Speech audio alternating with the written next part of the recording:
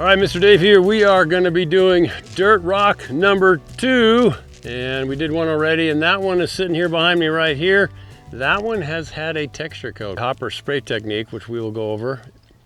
And so this is just a simple example of piling up dirt and then putting concrete over it. This is 180 pounds, 360-pound bags of concrete. So what we're going to do now is do the second dirt rock. And what I want to do is show you, you just get dirt, and if you're in a place in America somewhere, wherever you are, where you can't pack the dirt very well, you can get bags of sand, sandy loam, unwashed fill sand, or anything that sort of holds itself together when it gets wet. And so what you want to do is go ahead and avail yourselves of that. If you have dirt that will not pack up and hold its shape pretty good, you're just trying to get it to hold the weight of the concrete on top of it and hold its shape while you're basically just packing concrete around it, as the dirt rock number 1 showed us. So dirt rock number 2, we're going to go ahead and start putting dirt in here, dirt in the wheelbarrow, and you got to mix it in something, or you can mix it on the ground and just sort of make a volcano, get water, and then stir it around with a shovel, and you'll be good to go. So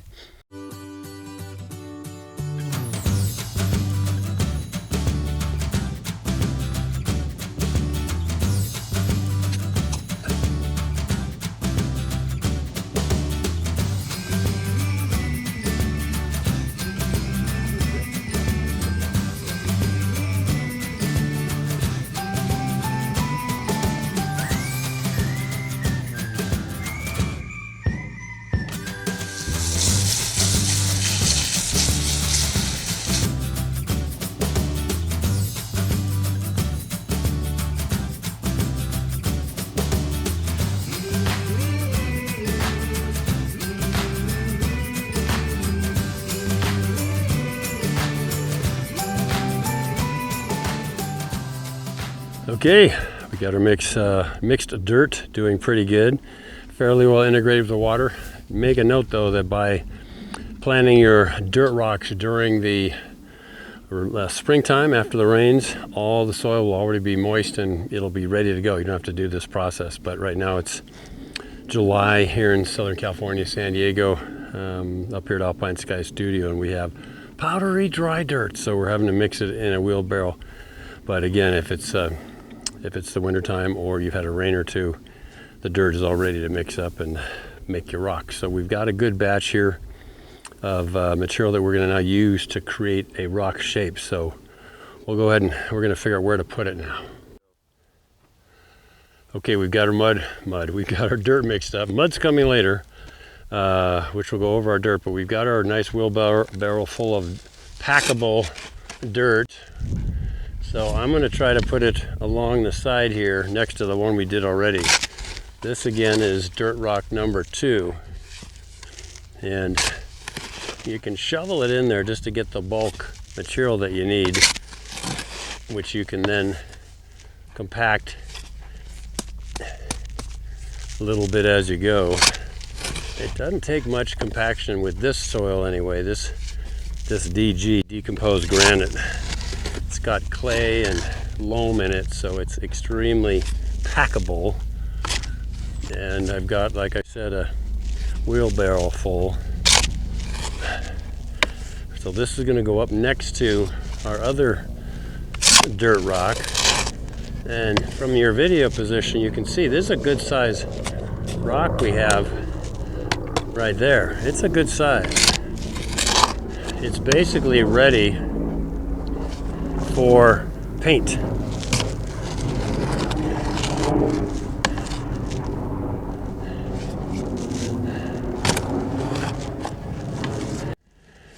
Finishing up with the wheelbarrow mix of dirt.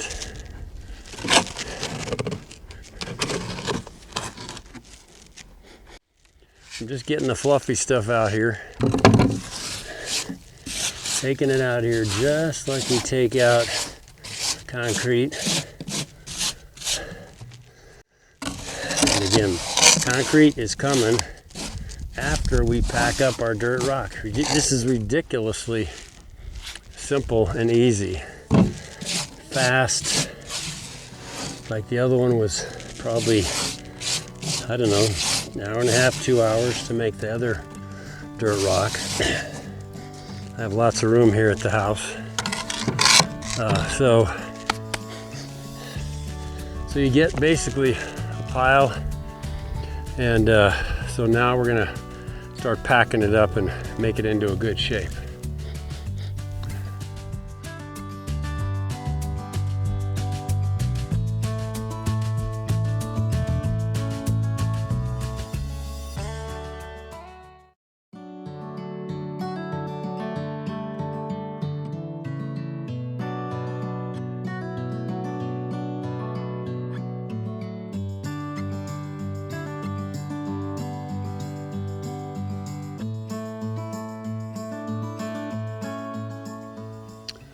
All right, so we shoveled out the dirt and we got it in here, and it's good packable dirt.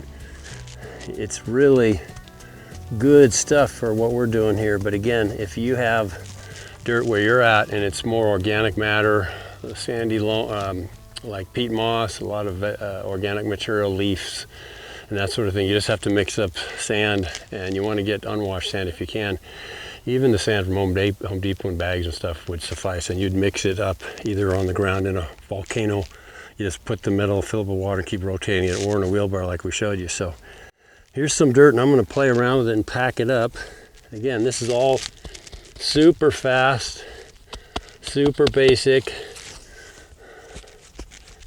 I want to have the outsides of my rock distinct, so I'm going to make a gap right here and try not to get poked by this yucca bush, which is way pokey. Now this is like building a sandcastle, which some of you know I did as a full-time profession for many years. Also want to have separation between the two rocks. One of the things to remember is the angle of repose. That's the pitch of a slope. All right, so we're getting a nice little shape. We have a plane here, a little bit on top.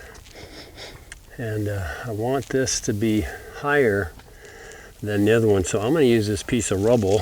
So if you can pan over, Daniel, I'll show what this is from. I had a footing, and this is part of the footing concrete that was there. So I'm going to see if I can put that in here, because that'll give me a higher element.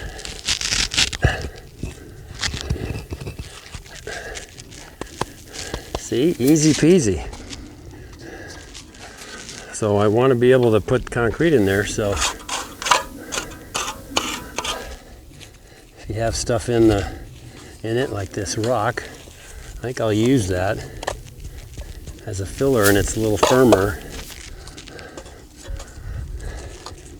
We'll push those in there. Okay guys, got the basic shape of our rock. Planes we want, which is good. Now undercut it into the dirt. Go down into your dirt. You want the edge of the rock to be below grade. If you have concrete that's coming for deck or flagstone or pavers, get this below the level of the finished deck or area that you're working. So we dig around it in. Next step is adding the concrete on top, which will get that going and start mixing now.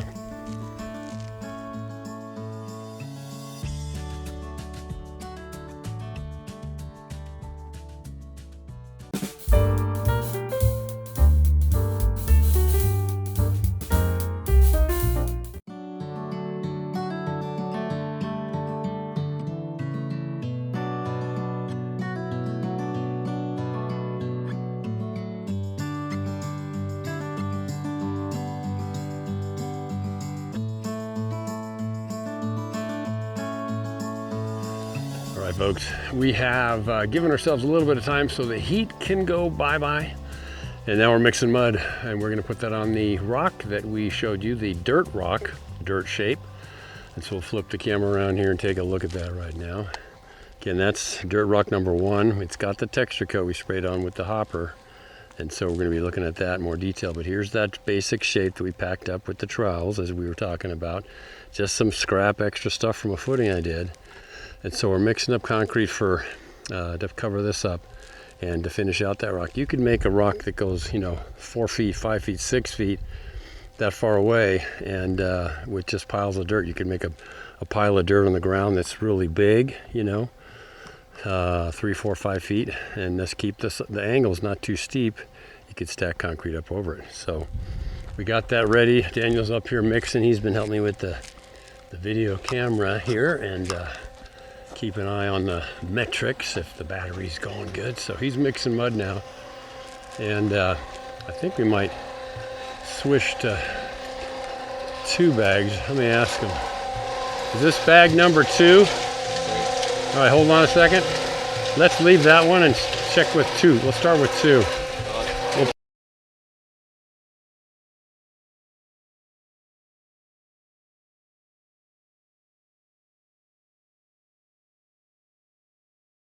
A little bit in there just to dry it up, see what you need. So I looked at the rock down there and it looks smaller than the other one. So keep your back bent when you're putting the concrete in the mixer. These this is a Ryobi mixer, 460, 480, whatever. They pay for themselves in the first job. So keep a mask on if you're not in a real good breeze to blow the dust away. And so I got it at Home Depot, a very good unit. So we're going to keep mixing up the mud. Been looking for how it tips over and flops. If you can see that, it can kind of tells you what it is supposed to do. If it needs more water, it'll kind of tell you. So Daniel's mixed up I don't know how many hundreds of thousands of bags of concrete. So he's got that down. So you want a creamy mix. But a mix also that will hold its shape up and not just slump out. So you want to be able to have a little bit of a firm mix with that. And the last thing you can do is tip the mixture up just halfway. You want to get the wheelbarrow all the way butted up against that little bar there. Pre-moisten your buckets or wheelbarrow when you're dumping concrete into it so it doesn't stick so much. So we're going to dump this in here and then walk on down with our load of probably 2.5 bags, 60-pound bags of concrete, and we'll put that over the dirt mound. And again, we're making dirt rock number 2 tied in with the other one. So he pulls off the mix that's left on the mixer a little bit, then gives it a rinse once he moves the wheelbarrow out of the way. And you always want to clean out your mixer before you walk away with the wheelbarrow. All right, so we'll move on down here right after we're done with that.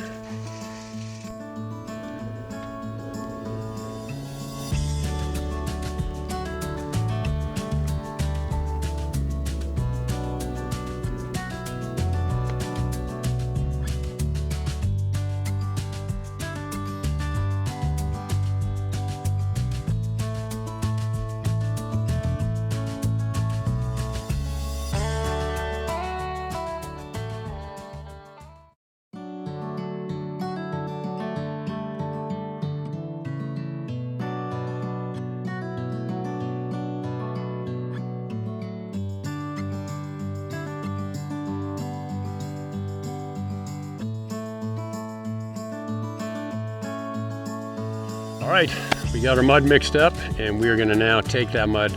You can put that mud into one of those tubs, mixing tubs. You can put it in 5-gallon buckets. Daniel and I, a lot of times, will put it in 5-gallon buckets with a shovel, carry it over to the rocks and the rock work, and then just hand apply it out of 5-gallon buckets. But in this case, we can wheel it all the way down the hill and get it right near the rock we need to put it in, so we can just scoop it right out of the wheelbarrow. And so I'm gonna turn it around since it's lower on the handle side than the upper side, and see if I can flip it around here without wearing myself out too much.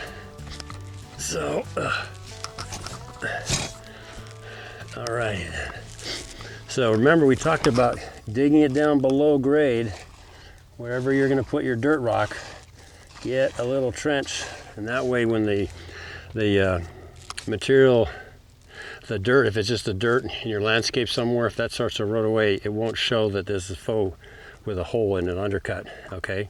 You have a little undercut right here. This rock, we moved it, we rinsed it out and flipped it back, but that's what you want to do. Now you start at the bottom, and just like in the other video, in one, you have your thumb and you push it down at the same time. Now this mix is a little moist, but we got a lot of room to cover, so you can move it around and do areas and then move to another area. I'm keeping an idea of where this plane is right here. I want 1 inch or so. And if you want to go thinner, you certainly can. You want to pack that down a little bit. It's just helpful. If you don't push it down a little, it'll be more prone to slumping.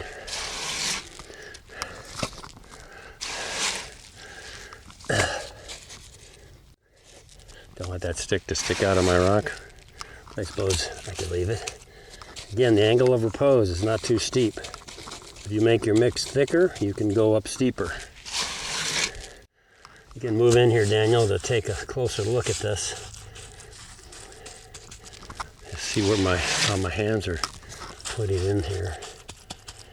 Push it down with the thumb, and then keep an eye on how much it's starting to move downhill. It will move downhill and start to fatten up. If you notice that, then you just move to another part of the rock, the dirt rock. This is a slope that's not as steep, so that stuff can start to dry out and cook. Again, I dug into the bank a little bit here. Look how fast this goes, guys. It's ridiculous. No rebar, no burlap, no fuss, no muss. For you guys that have been around a while, you remember that phrase. Pushing it down a little bit.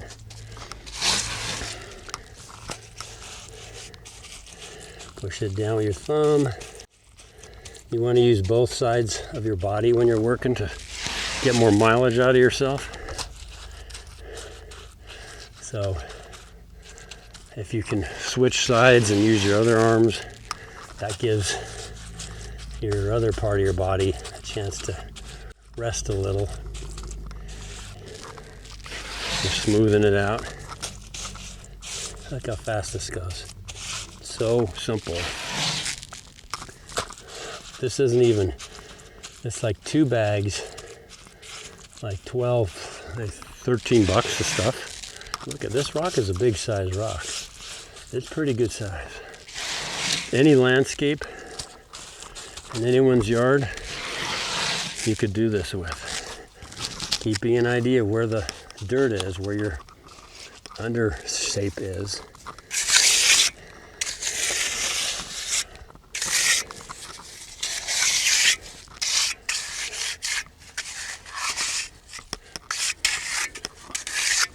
You can start to tuck it back in a little. Remember, you're below grade down here, and it's not slumping. It's staying right where we want it to stay, which is great. Now we move on up. Just as I thought, we have lots of mud, and you always have the perfect amount of mud in a sense, because when you're doing rocks, you're making stuff, and so it's okay to have a little bit more than not enough. These yucca bushes are brutal when they poke you, so you want to watch out for pokey things in your landscape. Look at this, how fast this is.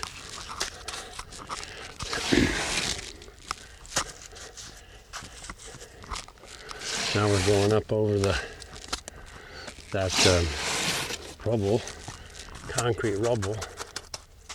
And I like the shape. It's got some planes and stuff. So I like the idea of having this stone be a separate one from this one.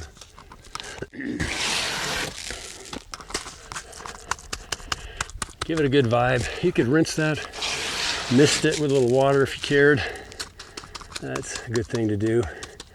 But again, this is just super simple landscape boulders that they just gotta not slump down. There's no stresses on it. except gravity. You can kind of see how the material slops around, how wet it is. And I'm working through the batch very nicely. Remember to keep the plane, just like this rock. We have planes on it. Unless you're matching super roundy rocks in your yard. Almost out of mud, so I'm gonna start working this backside. It got a little bit of a exposure.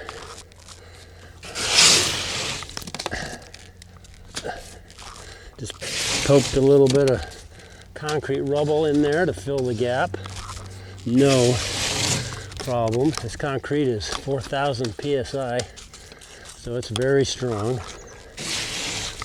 I'm almost out of mud. I want this to be higher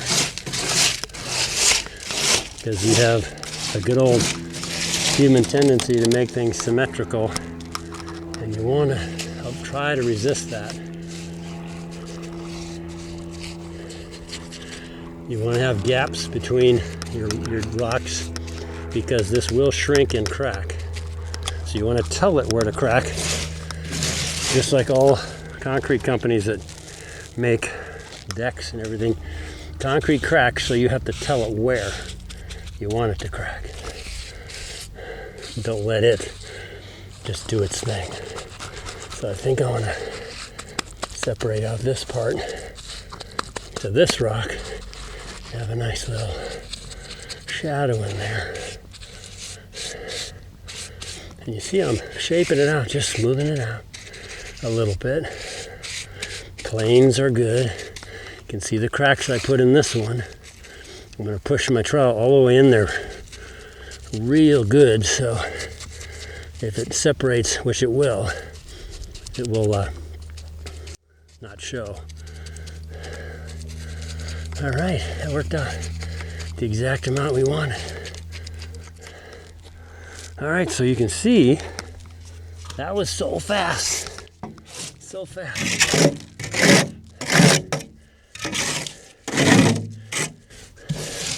I don't like to waste or clean up more mud than I have to, so I always use everything I can.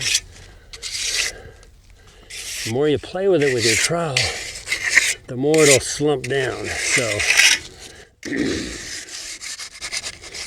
you want to limit the amount of wiggles and jiggles that you put the concrete under. Nice separation. Angle, not flat. Dig down in there, separate it from that, because that will crack. So this puppy is just about ready to just cook, and then the texture coat, which again, this is sprayed on from Dirt Rock number 1.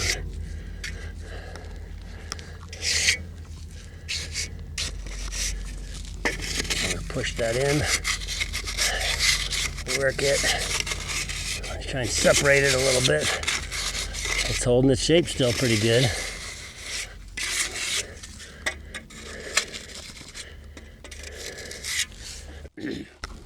I like it. I like it. Looking good. All right, zooming through. Give myself a nice expansion joint there between these two. And you can see the scale since I'm in the picture. It's a good size. It's a good size little rock composition we have here. I'll try not to get poked by that evil yucca bush or whatever it is. Good to have a couple dents here and there. Fast, easy. Look at nature. Whenever you're making faux rocks, look at the God rocks. The ones the Lord makes the best rocks, as they say. All right. I'd say, I think I'll put a dent in there just because it's good to have variations. All right, look at how fast that was. Boom. So you can see with just 2.25, 2.5 bags maybe, Daniel? 2.5 bags of concrete, 60 pounders, nothing but concrete. And this was 3 bags, and it's much bigger. But this is a nice little collection, so you can continue this process if you needed sort of, a little sidewall in your yard. You can continue this process. You can make a 6-foot long one that's lower. You can make a bench rock. You just have to keep the pitches not too steep. So what's next after this is going to be a quick little brush, and I'll show you that.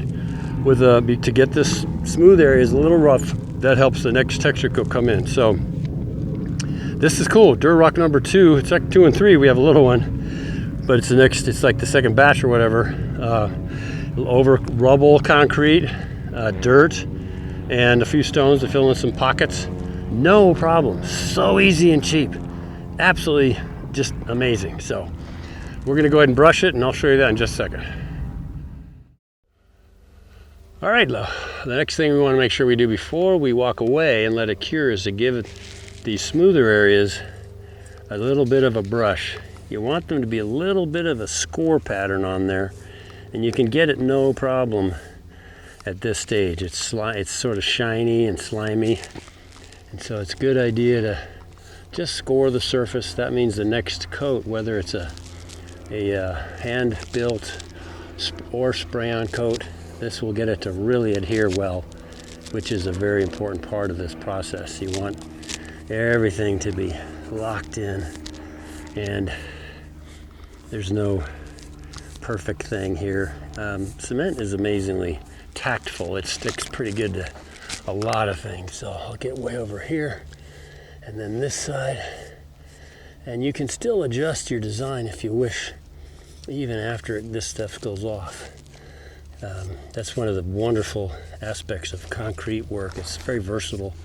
If you have to, you can actually jackhammer stuff off and rebuild things. I had to do that with the slide once. Once you brush it with your brush, good idea to flick it off. If it's one of your brushes you want to use for finishing, it might not be bad to rinse it, but if it's just your scruffy brush for cleaning off things and whatever, if you get the chunks off, you're good to go. So now we're gonna let this stuff cure, and then we'll be coming back with a texture coat, and maybe try to talk about more than one type of texture coat. Easy ones, the blow-on texture is a little more tricky. You have to buy some supplies, a compressor if you don't have one, and a little hopper. But as far as faux rock work goes, they're very inexpensive relative to some of the multi-$1,000 pumps that the fake rock industry uses. So, but for what we're talking about, these smaller little units, the little hopper is great. It's not that hard to do. And I got a bunch of those videos on my channel, but we'll demonstrate that and some other stuff. So, all right, time to let it rest and cook.